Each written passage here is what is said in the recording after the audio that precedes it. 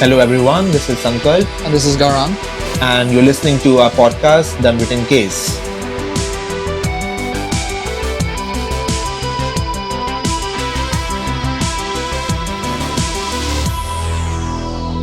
All right, welcome back to our podcast, The Unwritten Case. Today we have Tre. I'm not even going to try pronounce your second name. Totally fair. I don't know Totally how- fair.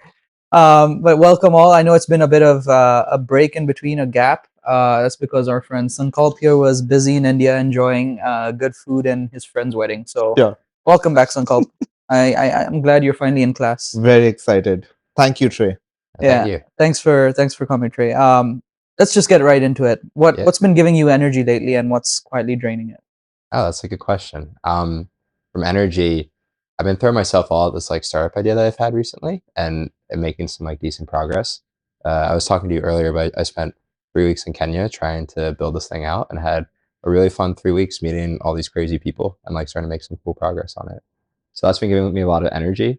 What's been draining my energy is the fact that I walk outside and there's snow everywhere, and it's a struggle to get to class. That initial rollout of bed to take a first step outside my place is brutal. And so I don't know why I'm in Boston when I could be anywhere else warmer in the country. It's pretty brutal. Yeah. You know what would make it slightly better is if we were able to make snowmen. But I recently went out and tried to build a snowman, and the snow would just not pack. So it's Yeah, what a shame. like the snow is useless. It's just sitting there. And it's like a pile of Melt, please melt. Harvard actually got a truck and took a bunch of snow and dumped it on the truck, and they took it out of campus. That's totally. Wow. Yeah, I was at McGill for undergrad in Montreal, and those winters were 10x what this Yeah. is, Yeah. and they would never do that. No. They would let you just do whatever you want. That's a shame. No fun. No fun at HBS. No, let's go somewhere warmer. You said you're in Kenya. Yeah, I was in Kenya. And in December it's our summer there, so Yeah. definitely better season. What was your experience like there? How did you what did you observe about Kenya or African cultures that you didn't Yeah. know about before, and how did that reshape your thinking? Sure. Yeah, I spent I first did Kilimanjaro in Tanzania, and did some safaris there with the HBS crew, which was a good time, and then swung into Kenya. Was there for 2.5, 3 weeks, and it was pretty surreal. I was in downtown Nairobi and walked in Wow. with a game plan for my business. Knew no one going in, and I just walked to every single major company in Kenya and tried to get them to talk to me and see if I can make progress, and it worked. So it was really cool. I was surprised at just how warm and friendly Kenyans were, to an extreme, by the way. It was so kind. Everyone was so willing to help me just by being some random stranger showing up at their doorstep. I thought the food was unbelievable there, by the way. I had so much good food in the Westlands area and the Parklands area. Yeah, and I think the culture again, I was blown away at how community oriented and just how open and kind and engaging folks were with strangers. I don't think you would see the same thing if you walked into New York or Philly. I think you would see a very different vibe. That's really But yeah. nice. But tell me more about your startup. Yeah, so trying to be radical. The startup idea is to use people's unused compute and storage and other components on their mobile devices and laptops to do Nice. cloud workloads more locally. The thought being is that it should be a cheaper alternative to cloud resources that currently exist today. It's very expensive to build cloud resources in emerging markets. I was a part of Microsoft for 4 years and actually was involved in building out cloud resources in emerging markets. And I think the reality is that cloud providers aren't kind of, offering a cost effective or fairly priced solution for what the market could really use. Yeah. And so the idea again is using people's devices, compensating them to use their devices, but leveraging what they already have, the local fiber infrastructure, and trying to beat out the typical hyperscalers on cloud services. Yeah. And so my example would be that I went to every media company there and just showed up and said, hey, what are your cloud prices? How's it impacting your business? Would you be open to trying something new? And it worked for, I spoke to Radio Africa's team, largest radio company in Eastern Africa, and they were getting crushed on their cloud costs. And so for Okay. them to be able to save money and reduce that and to host on a different platform is very engaging. They have a service that has kind of like a Pandora radio in the US that has like 100, 200,000 daily users, Mhm. that they are interested in exploring to see if I could serve their same content on that for cheaper.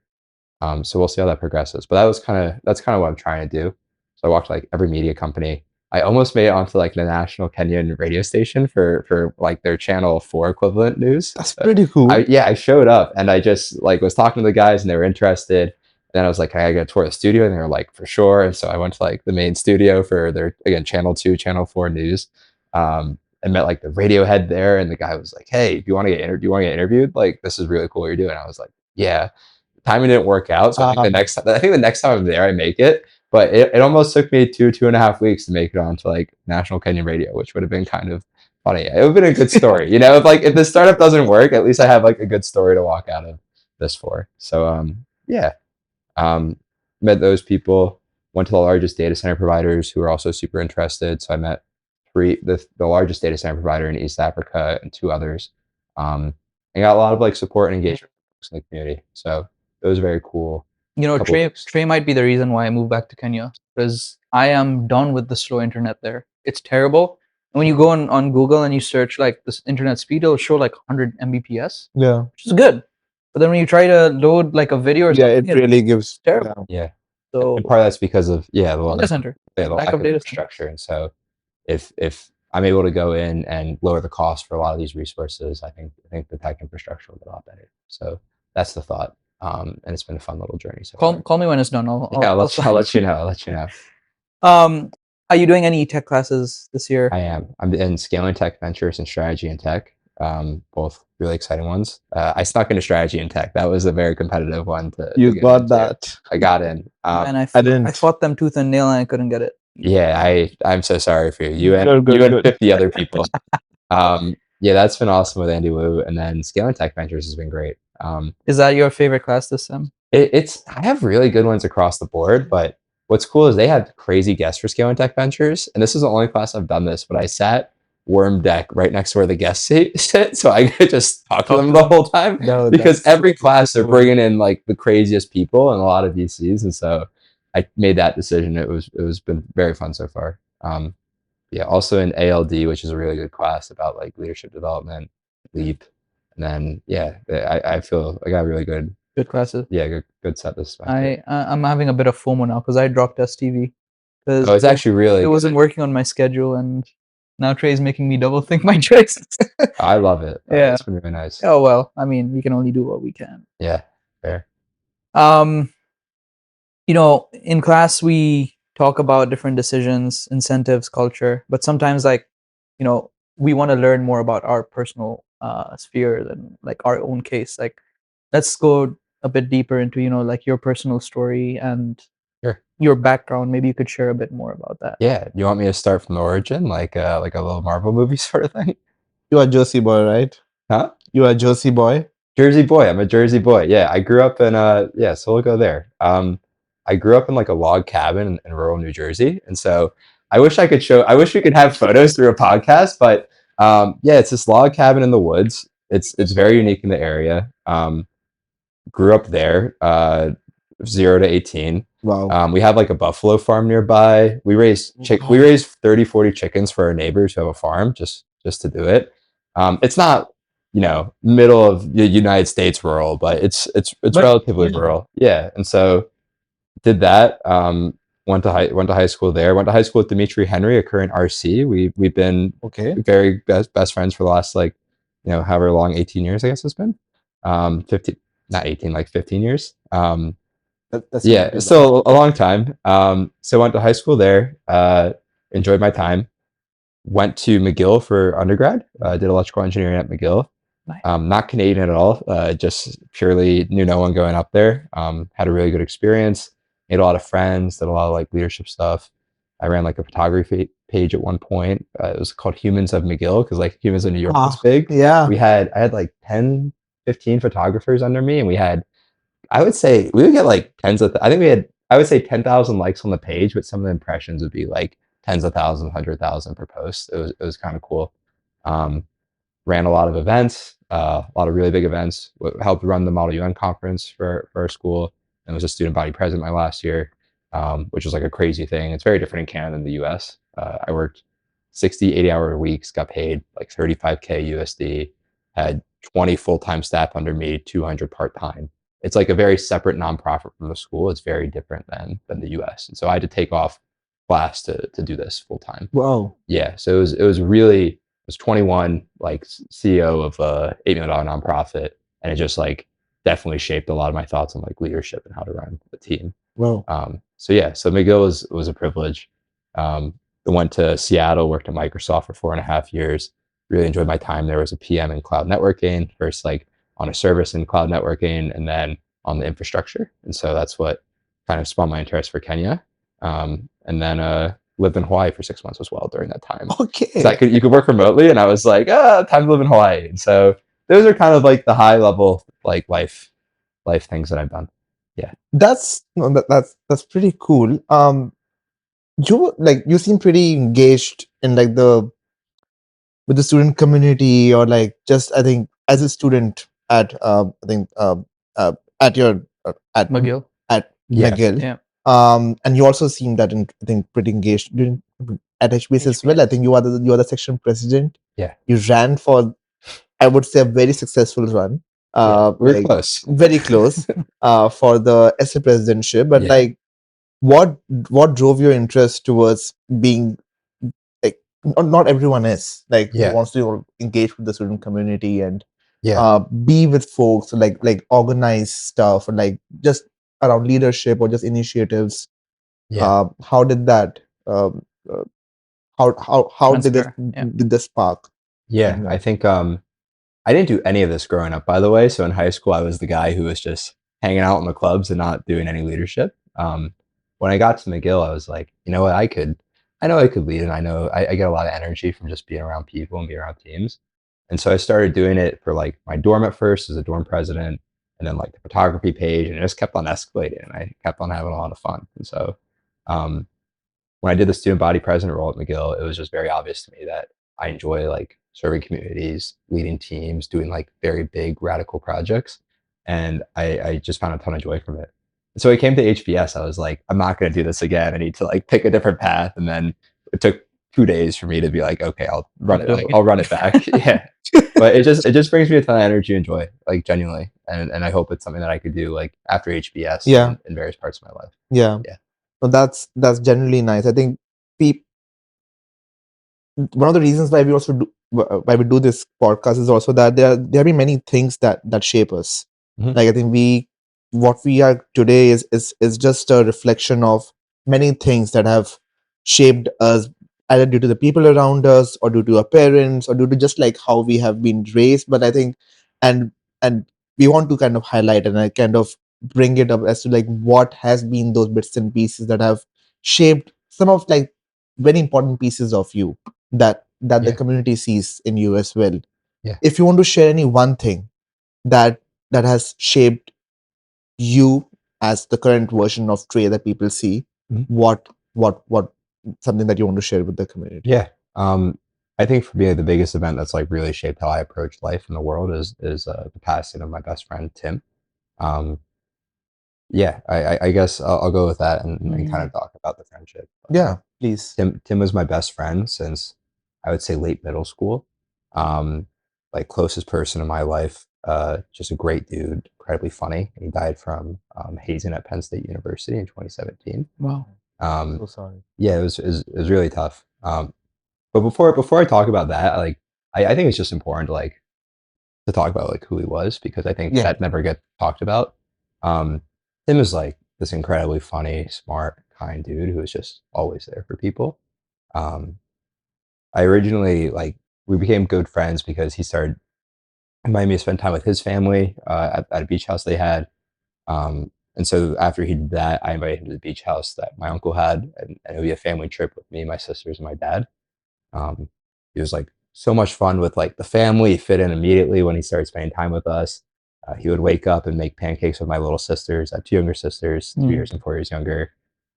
Sing in the car, just have fun on the beach, and just fit in so well with us. And it was so cool right off the bat at just how, again, simple the friendship was.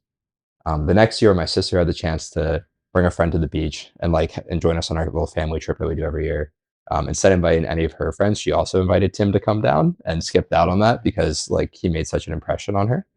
My other sister, when she had her Sweet 16, was similar, where she only wanted one friend of mine to come, which was Tim as well. And so he had just such a magnetic impact on my family and the folks around him.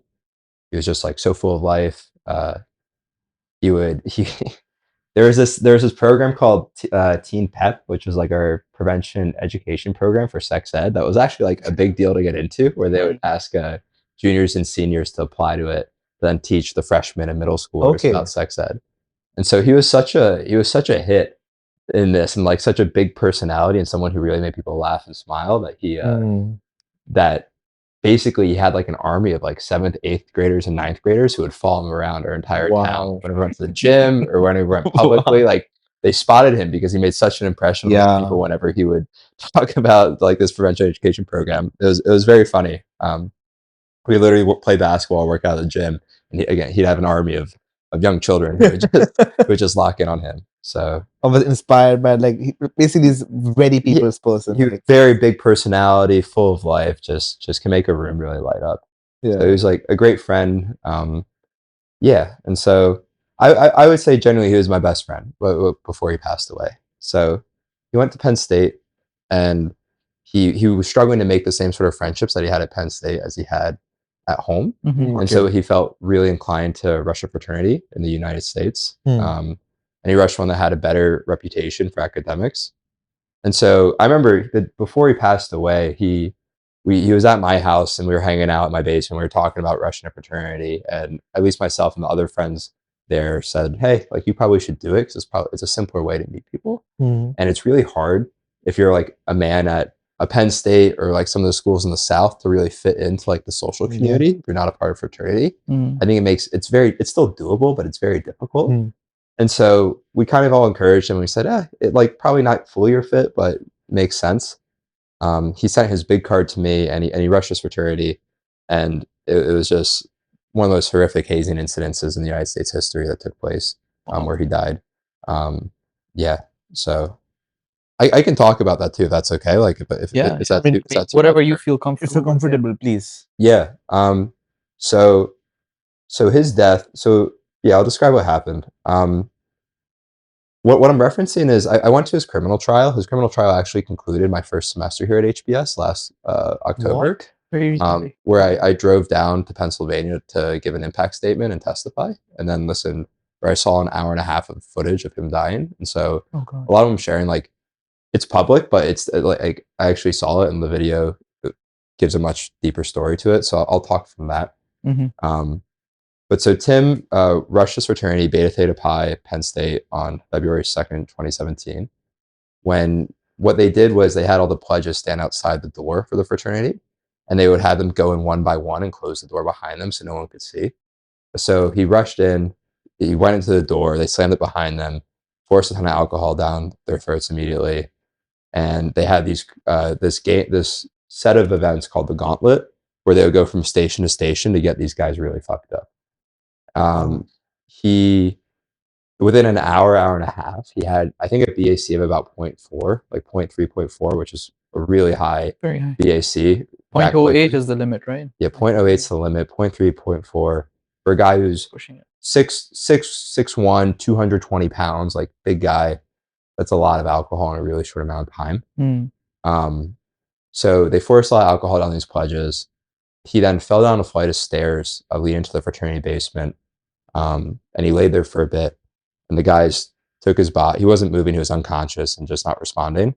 The guys kind of stood around his body for a bit, and then they took his body, pulled him out of the basement, and laid him on the couch in the main living room. During this time, just to set the context more, it was a rush-in event for the fraternity, but also a social event where there was a sorority nearby as well that was partying at the house. There's 50, 70 people sort of partying around this couch that he's laying on now, as well as in the rest of the house. And Tim's lying there on the couch, and he's just not moving, and he's fully unconscious. And these people are just sort of sitting around the couch watching him, sorority, fraternity members, and other people rushing. And they're just staring at his body for maybe like an hour, or just socialize around his body for an hour until maybe 11 p.m. Once 11 p.m. hits, party ends. The only people left are really the fraternity brothers, and they all start to get really nervous about Tim and what's sort of going on. At this point, they didn't know that he's like, was he just unconscious? He was just unconscious. Okay. Not responsive to anything, laying on the couch. I think his skin started to get, I think he started to get a bit colder, but not fully at this point. So they're all staring around him on the couch now, and the guys start to like think there's an issue because he hasn't been responsive for so long. One of the guys who's a pre-med student gave him a sternum rub, which is like a sense to see if someone's like vitals or something are there. He didn't respond, and so the guy didn't say anything about it, and then just walked away. Another guy punched him in the stomach to try to like get some sort of response out of him. The punch further ruptured. He ruptured his spleen on the fall down from there, so it further ruptured his spleen and gave more internal damage. And then one guy who just joined the frat the previous semester was very adamant that he was not right and they needed to call an ambulance. So he started to press for that. And some of the brothers then took him, pinned him against the wall, and told him to get out of the house and kicked the guy out of the house that night. Oh, God. So then he left. He could have called an ambulance on his way out, didn't. So you have these three incidences and others going on where people they see the issue and they just don't call an ambulance. I think the big fear for them is they're a fraternity and they don't want to get in trouble. They feel like if they call, the school will come down on them or something else. And so these guys basically set the tone that nothing's going to happen. And that Tim's just going to be there for the night. So they keep him on the couch.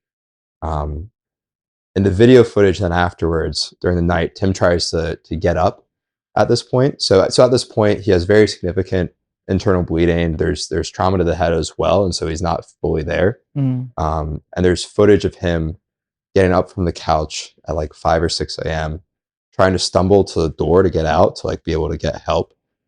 He loses his balance several times and basically like nosedives into the floor, and then begins to start seizing out. And so he has this event happen several times where he keeps on trying to stand up or muster his way to get out, and each time he'll stand up, slam down to the ground, and start seizing, and then like go into the fetal position. It was sickening to see that, actually. Really tough. So then he's on the ground now in the morning. You see guys like stepping over his body. One dude takes a Snapchat with him and is like, look how fucked up we got this pledge. This was the morning? Yeah, the morning. And then some other dudes then at like maybe 10, 11 a.m., they're like, oh, he's not well. So they start realizing he's not well. There's internet search histories of guys searching like signs of a dead body or signs of like, is someone not well? His hands are cold. He's gray into the skin. It's obvious he's not well. It still takes them some time after like kind of getting all the brothers together to decide to do something, because they're all sort of figuring it out. They call an ambulance eventually at, I believe, around 11 a.m. or noon. They dress him up to like make sure that he looks better before going on to the ambulance. The ambulance drivers ask like if anything happened. They say nothing happened. It was just a freak accident, and they just want to get the friend to the hospital. He gets to the hospital. His brother and mom and girlfriend and dad all go out the same day on the Friday. The doctor says that basically he's dead. If he had received any sort of attention earlier in the night, he would be fine. That he was dead. He died then on Saturday, February 4th, 2017. Yeah. It was really negligent on the part of fraternity. I mean, that's a tough story to hear. Yeah. Thank you for sharing that. Yeah. Where were you when you found out about this? Yeah, I was at McGill, Montreal, in my bedroom. I found out, so he rushed the fraternity on the Thursday. He was in the hospital the Friday, and he died very early the Saturday morning. And so I got a call actually from Dimitri, the RC at HBS, who called me and said that the girlfriend was at the hospital, told her friends that Tim died. He was close with the friends and got the news. And then Dimitri called me and told me that Tim died. and I probably that's the saddest call I've ever received in my life. For the other close friends of ours who were really tight with Tim, none of them knew. So I then took the phone and started calling all of them, telling them that Tim died. Um, yeah. So I could tell you where I was. I've never cried that hard in my life. I think like everyone, I always thought like, experience like grief and stuff like that, but that was just insane. I was beside myself the whole day, crying, calling friends, talking to people who were calling me to check in on me, and spent the whole first day in Montreal just like beside myself, and then trying to get my life in order so I could go back to New Jersey for an extended amount of time to be there for the family and to be there for the funeral and the service. Yeah. Yeah, I mean, it seemed like he was pretty much family, to you yeah, I and your think family as well. yeah. I mean, I don't say lightly, but if I was at that time, like I viewed him as the closest person in my life and someone who would have been like the best man at my wedding if he was still alive. So yeah, it was devastating. Um, yeah, Why do you think it's so tough to realize, like partially probably because everyone was drinking in the frat.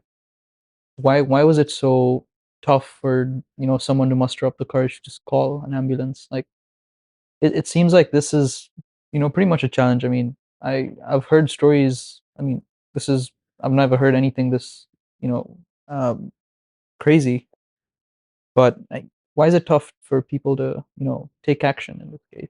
yeah, I think and talked a lot about this in LCA actually. So there was the LCA case about like the Kitty Genevieve's death, as well as like the one about the shock incident. Oh Where yeah. people were told that Yeah. to apply more higher voltage to people, Hmm. despite seeing the physical harm on them. The Kitty Genevieve's case being a very famous one about the woman who was, I believe she was murdered in an apartment, and all these people just stood outside and just sort of watched.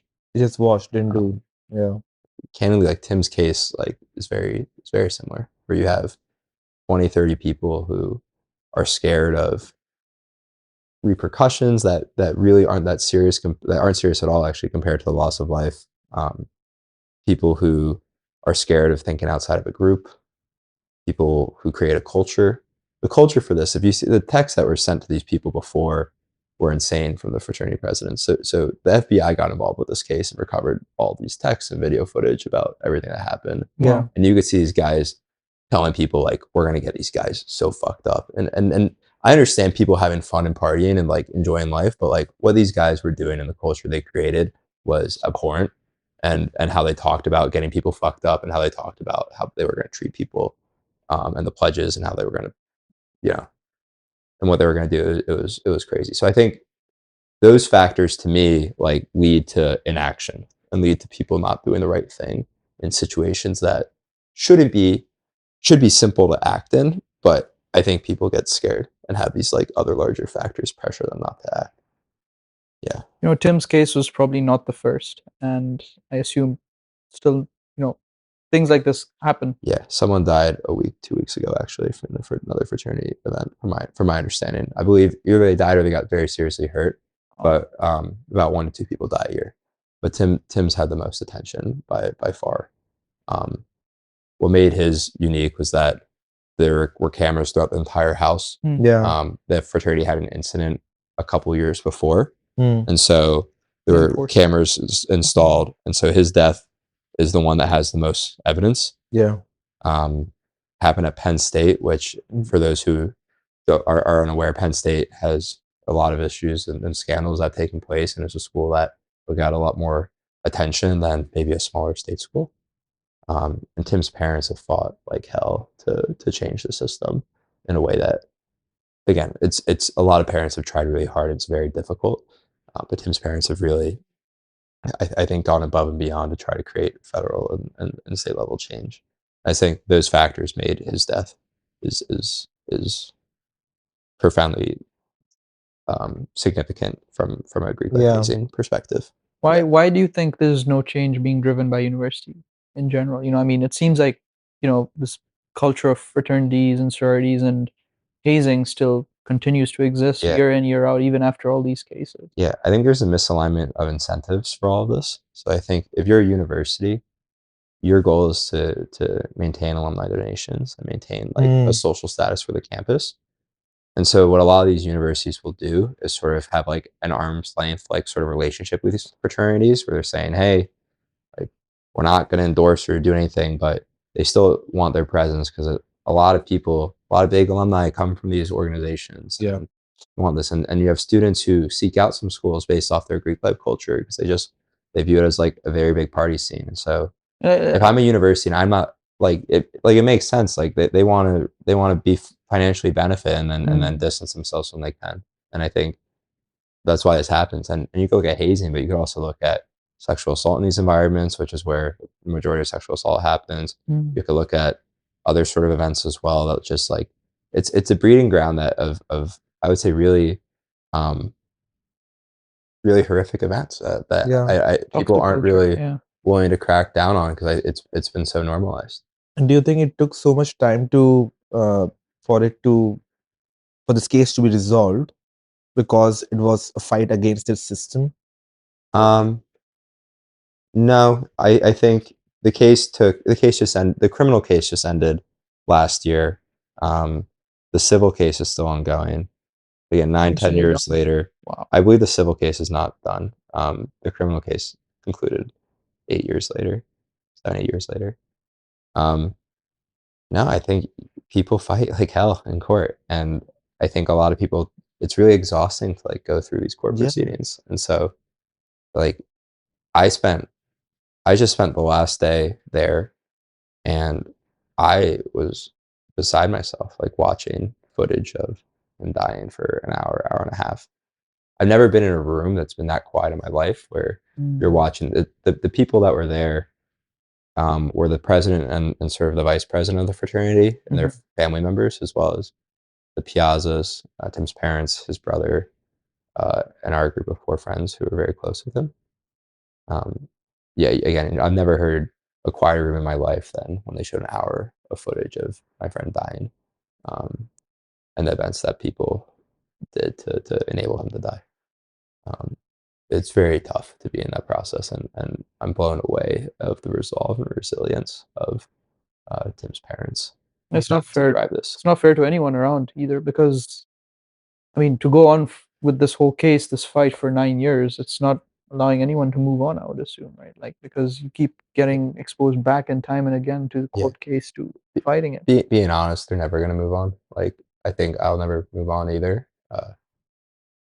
Take aside like the death itself, like Tim was a really special person, and I know everyone feels that towards everyone they met in life, but like, and I'm not just saying this just because he passed away, like truly a special person, and someone who the world is in a much worse place because he's not here.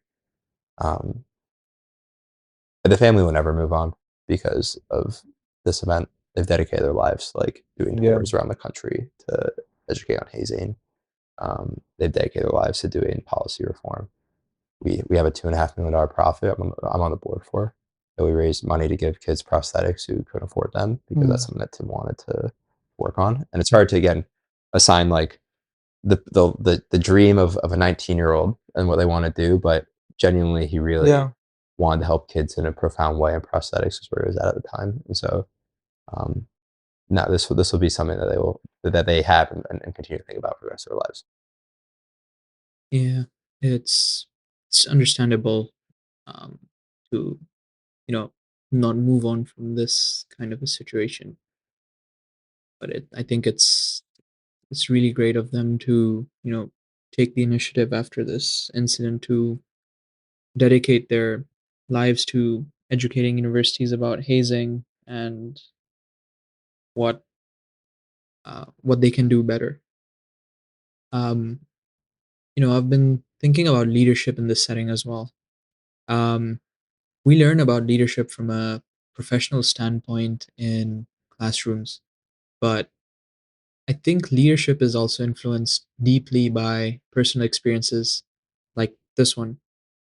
How do you think this experience has influenced your leadership principle? Yeah. it's been profound for how it's influenced my sense of leadership. I think for me, the most important thing in leadership that I take away from this is how important it is to act as a leader, especially when you're scared and others don't in a room.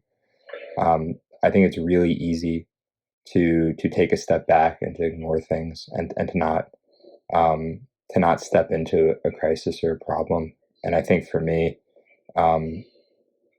that's just not the way that I want to lead, or the leader that I view myself as.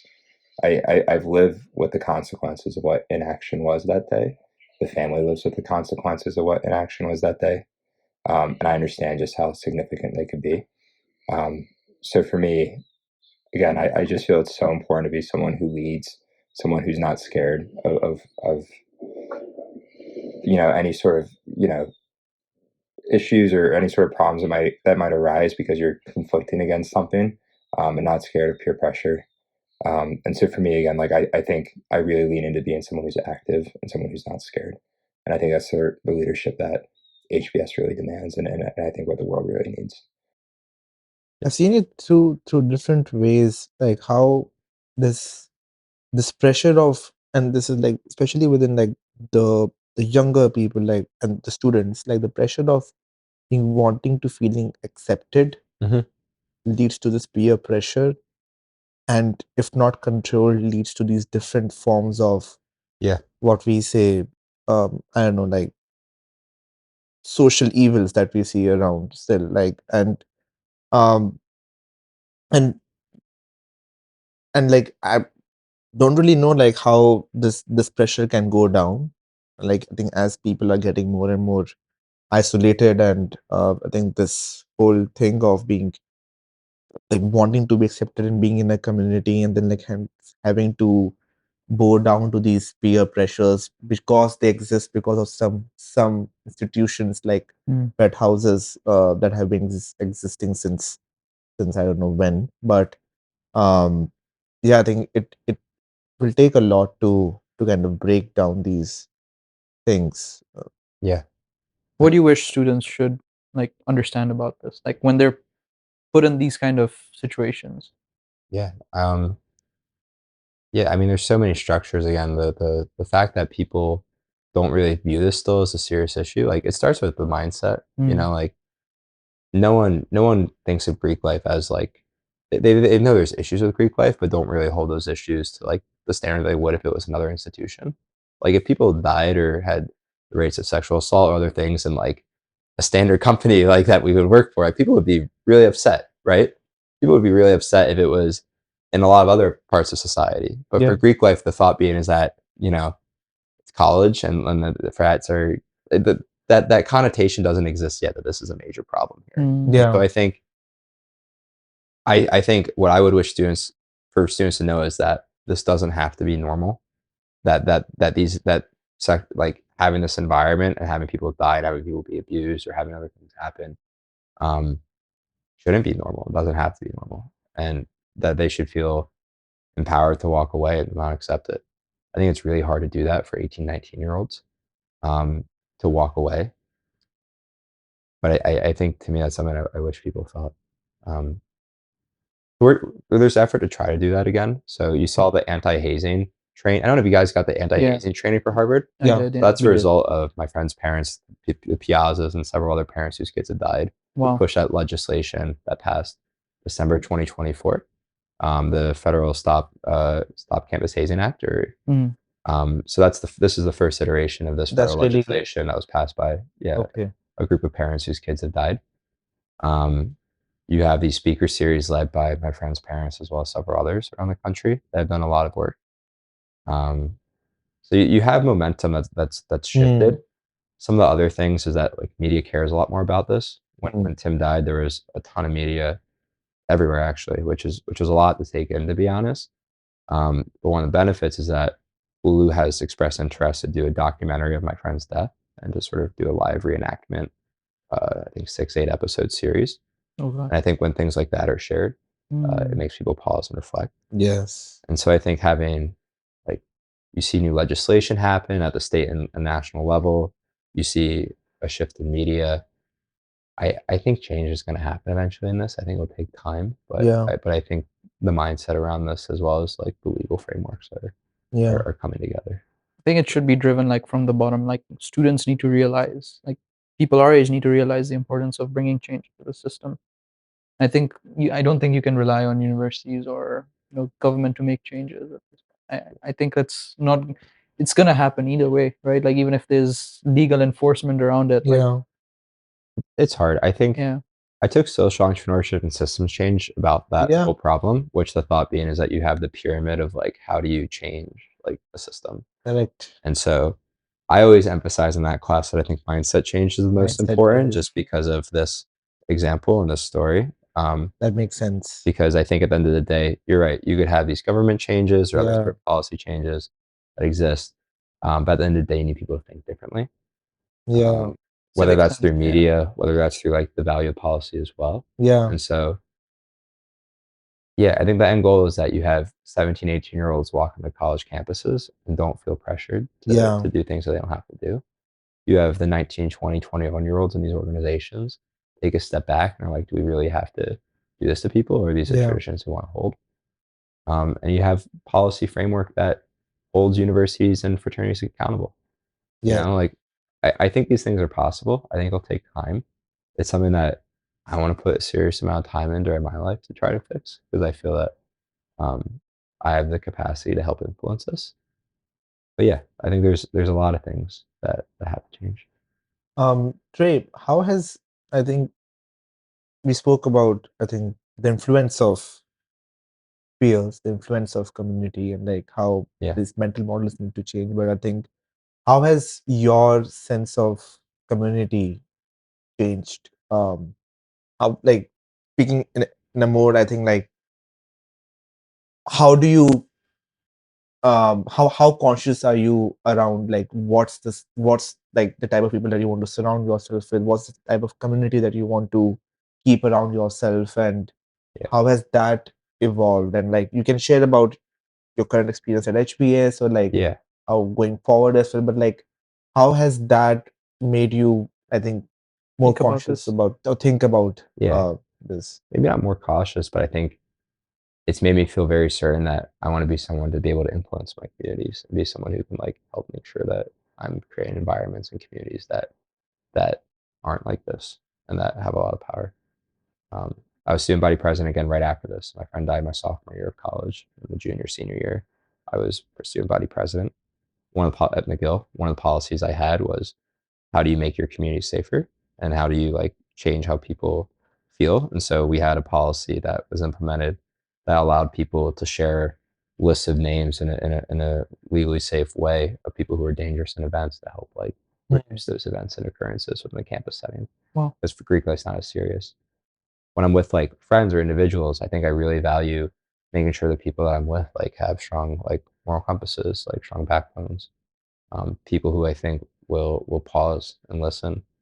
When I come to HBS, like similarly, like I feel like this innate responsibility to try to like set the standards and tones for the communities that I'm in. I did that, I think, with a section Yeah. and with other parts of communities as well, like smaller friend groups. I led the Kilimanjaro group of 30 and Yeah. did that, and like was very intentional in how I set how I present myself and how I try to make people feel in a team environment. So I carry it very personally in the work that I do, as well as like the personal relationships that I have.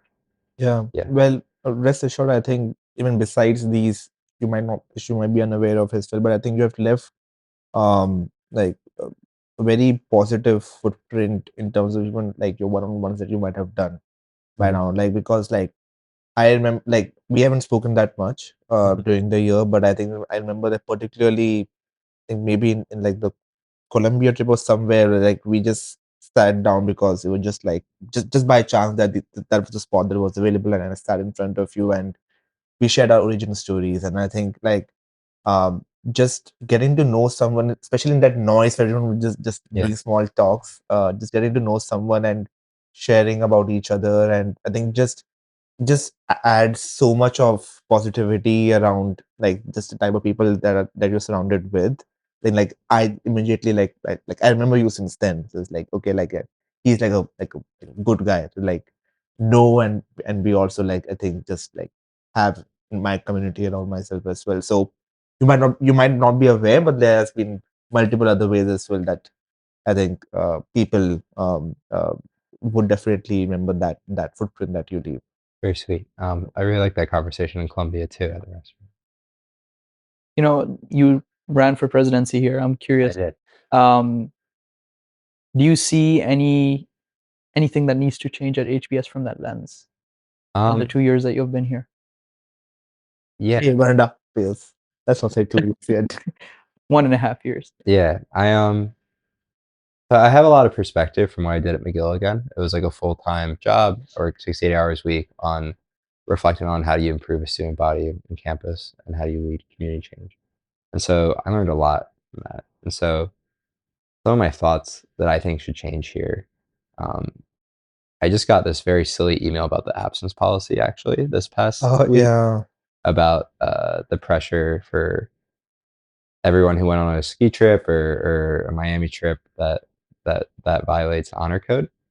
I have a really serious issue with their absence policy. When I gave my impact statement in Tim's trial last October, they wouldn't count that as an excused absence. They counted that as an unexcused absence for the day. I drove 8 hours. I left Monday afternoon to drive 8 hours to Pennsylvania. Got there at midnight. Went to the trial at 8 a.m. Gave my impact statement. Spent 6 hours, 7 hours in Pennsylvania to be at something that's very important to me, and then drove 8 hours back to get back to school at 2 a.m. So I could only miss one day. Are you serious? Very serious. I wrote about my whole essay and is about Tim and my friendship with Tim and like the importance of action over inaction. I put a lot of time into the charity. I will most likely run the charity along with his brothers and another friend of ours. I can bet that HBS, if I make serious change with this, whether through a charity or through policy, that HBS will claim me as their own.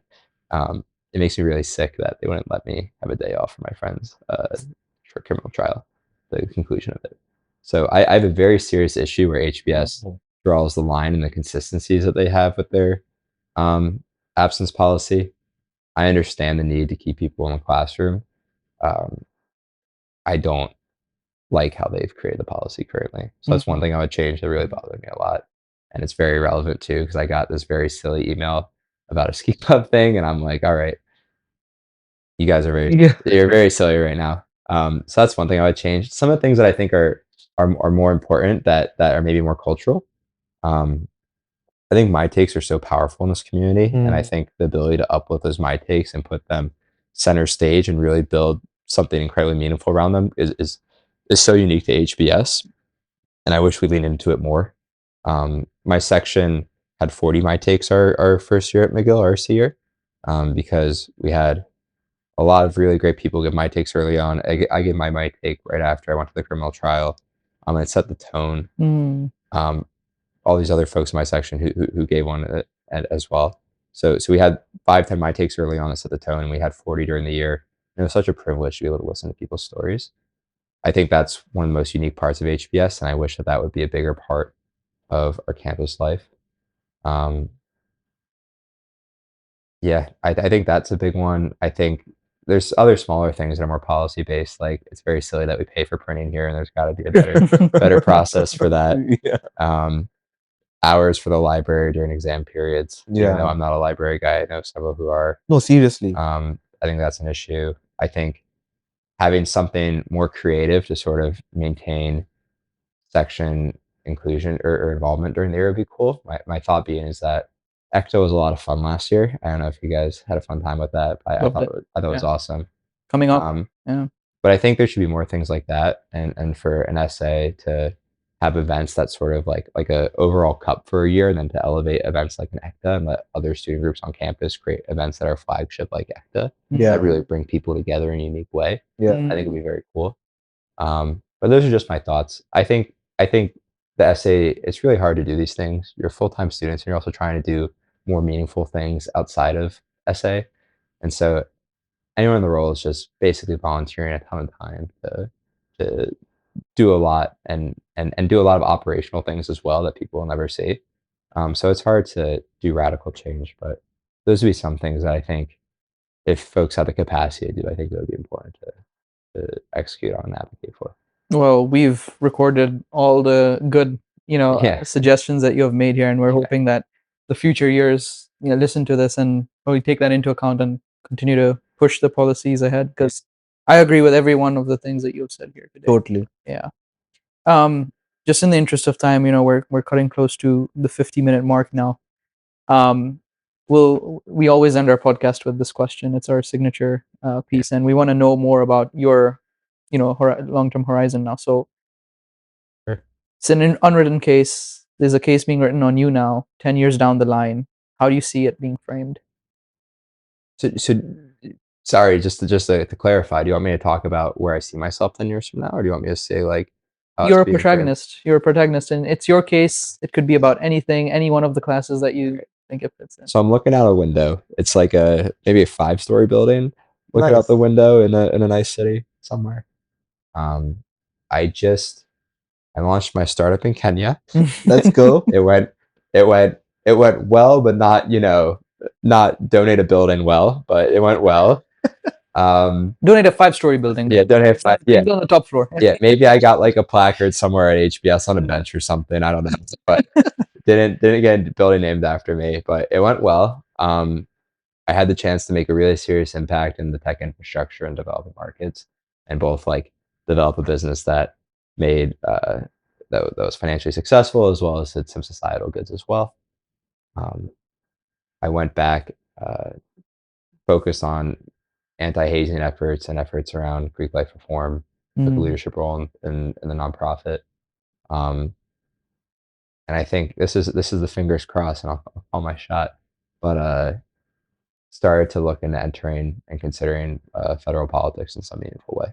Well, I think for me, I love business and I want to focus on that and do entrepreneurship. But I think the thing that gives me the most energy in life would be trying to see how I could improve my communities, do work that meaningfully helps those around me, and lead. I would only run if I felt that I could do a better job than whoever would be in the district that I'd be in. But right now, the country seems like that's a very achievable mark 5-10 years now from how things are going currently. But yeah, I think that's how I'd see if things went as swimmingly as I hope they do. I think that's where hopefully I'd be 10 years from now. Also with like a lovely wife and some kids and maybe a dog. Hopefully, if I don't have that at that point, I'd be pretty crushed. Yeah. Well, we all are rooting for you. I appreciate it. we're gonna come to the class when the case is being presented. Yeah. All right. Yeah. Thanks a lot, Trey, for having us. It was a pretty deep story to uncover, but Yeah. I mean, I'm sure a lot of people are going to benefit from this story and learn Yeah. a lot more And about if you don't mind me giving one quick shout out, Yeah, please. the charity website we have is liveliketim.org. We've raised $2.5 million. If you want to see the work we've done, you can check it out there. I also encourage people just to read about the story and other things about the hazing culture in the country. There's a Wikipedia page for my friend Tim, as well as several other media articles that would be interesting to see. We'll put the links in the description. Cool. Thank Thank you so much Thanks. for sharing. Yeah. I really appreciate it. Yeah. Thank you. And see you all in the next one.